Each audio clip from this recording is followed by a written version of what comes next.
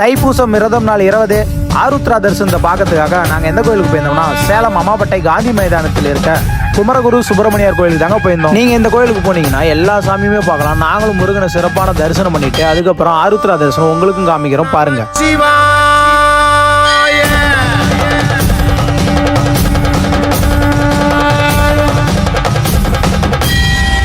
ஓம் தில்லை நடராஜனே சிதம்பர வாசனே சிவகாமி நேசனேவா உன்னடனத்தை காணவே பாடி வந்தேன் தேவனே நலம் பெற அருளேவா.